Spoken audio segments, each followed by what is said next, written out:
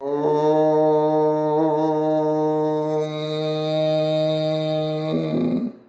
सबको सादर सप्रेम नमस्ते जी।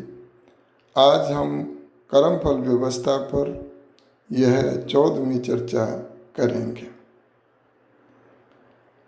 कर्मफल व्यवस्था पर बात करते हुए हमने अभी अविद्या के स्वरूप को जानने का प्रयत्न किया था कि अविद्या के कारण से व्यक्ति इस संसार में कितना दुखी होता रहता है और विद्या अर्थात यथार्थ ज्ञान किसका, ईश्वर, जीवात्मा और प्रकृति का सही सही ज्ञान जब उसको हो जाता है तो वह कितना सुखी रहता है।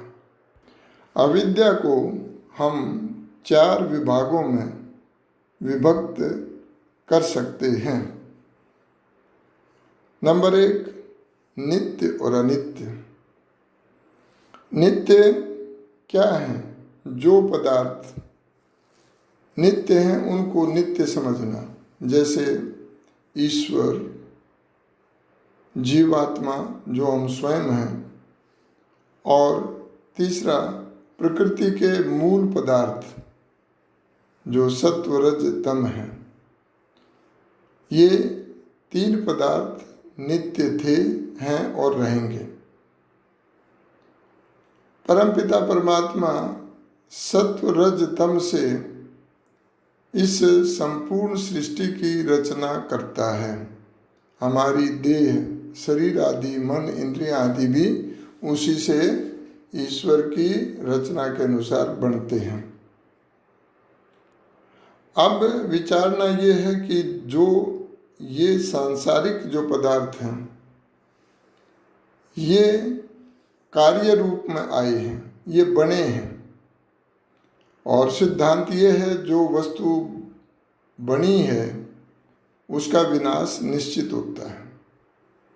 तो बनी हुई वस्तुओं को व्यक्ति अज्ञान के कारण से, इग्नोरेंस के कारण से उनको स्थायी समझता है, परमानेंट समझता है और उनसे सुख को प्राप्त करना चाहता है। कैसा सुख? जो स्थायी हो।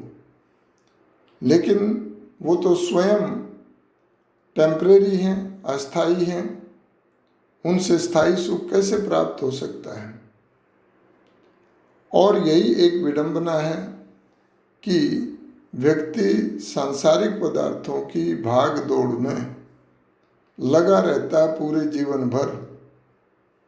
धन, ऐश्वर्य, गाड़ी, बंगले, लेकिन उसको प्राप्त क्या होता है अंत में? यह एक मृग तृष्णा की तरह कार्य करता है। वास्तविकता क्या होनी चाहिए कि इन पदार्थों का प्रयोग करके स्वयं आत्मा को जानना और ईश्वर को जानना और ईश्वर से लाभ लेकर के उसके ज्ञान, आनंद, बल को प्राप्त करना, यह उद्देश्य था। उस उद्देश्य से वो रहित हो जाता है।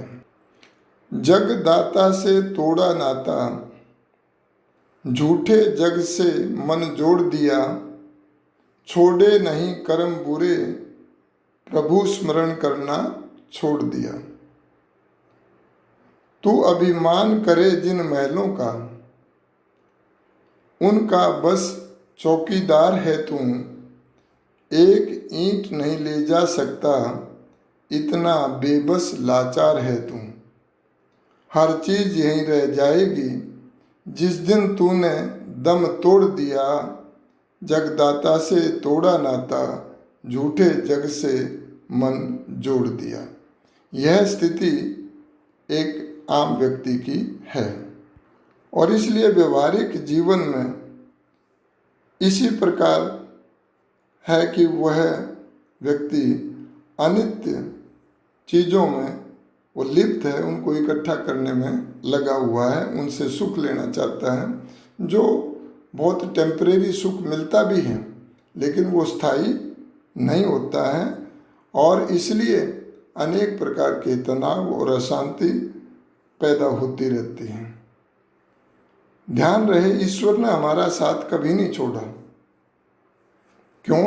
क्योंकि नित्य के साथ संबंध हमेशा रहता है और वो ईश्वर ने निभाया है।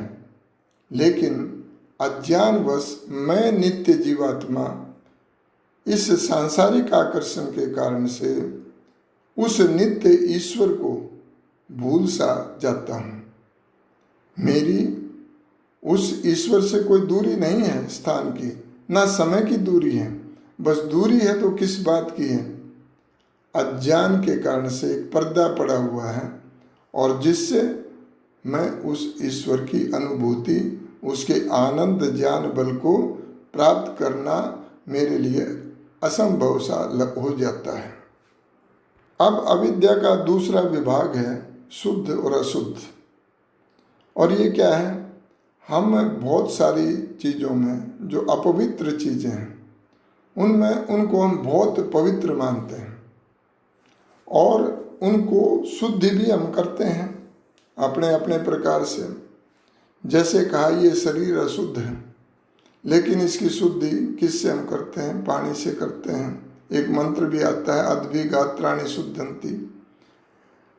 जो शरीर है वो पानी से शुद्ध किए जाते हैं, मन सत्य से शुद्ध किया जाता है और विद्या और तप से आत्मा को शुद्ध किया जाता है और ज्ञान से बुद्धि को शुद्ध किया जाता है। लेकिन जो अपवित्र चीज़ें हैं उनमें व्यक्ति शुद्धता की भावना रखता है। ये शरीर हम विचार करें कि पवित्र है कि अपवित्र है। जब हम ध्यान से देखेंगे, गहराई से सोचेंगे, तो जो हमारी ये त्वचा है, जो ये स्किन है, इसको उतार दिया जाए तो क्या स्थिति है, ये डॉक्टर लोग अच्छे से समझते हैं और हम भी अनुभव कर सकते हैं। और ना भी उतारें तो भी ये तो ईश्वर की कृपा है कि उसने इस त्वचा को, स्किन को इस ढंग से किया ताकि व्यक्ति अच्छा लगे। लेकिन इसका ये अर्थ नहीं है कि अपवित्रता नहीं है। हमारे शरीर के अंदर मुख्य 9 द्वार हैं और 9 द्वारों से हर समय मल निकल करके इकट्ठा होता रहता है। इसी प्रकार से पूरे शरीर में हजारों लाखों छिद्र हैं, रोम रोम में छिद्र हैं और उन छिद्रों से रेस्पायरेशन, पसीना, ये सब पॉल्यूशन, ये सब निकलता रहता है। कितना अपवित्र है। लेकिन व्यक्ति इस अपवित्र में इतनी बड़ी पवित्रता की भावना रखता है कि उसके आकर्षण में वह मारा फिरता है, अनेक खुरापातें करता है। और क्योंकि इसी प्रकार का आकर्षण का सब कुछ हमारी मीडिया में दूसरी जगह दिखाया जाता है और उसका प्रभाव बुद्धि पर पड़ता है और बुद्धि उसी प्रकार का ज्ञान आत्मा को देती है और आत्मा मन को ये विचार करके प्रेरित करती है कि इससे सुख मिलेगा। लेकिन जो सुख होता है वो कितना टेम्परेरी होता है ये हम सब जानते हैं।